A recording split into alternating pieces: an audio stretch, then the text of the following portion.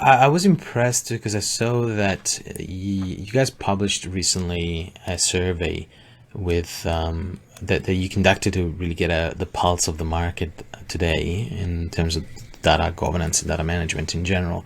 There were more than 1,000 respondents and 100 questions, and it turned out, if I remember correctly, almost 74% of people replied that Excel spreadsheets and emails are the primary way data moves through the organizations, and just only 1 in 10 uses a data catalog. It has procedures and protocols internally to actually manage the stuff properly.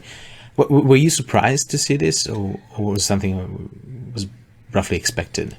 Yeah, so actually that's not the primary way to move data. It's one of the ways to move data, but still right. Very important. Like of course, primary way is pre-built data pipelines, but yes, 75% still mention that Excel is somewhere in that process. That manual Excel emailing data is somehow involved somewhere in their organization, and it was honestly not a surprise to me.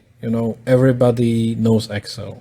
And if you look at the modern interfaces for data preparation or data transformations, they basically copy Excel because it's familiar to the people. So I'm not surprised.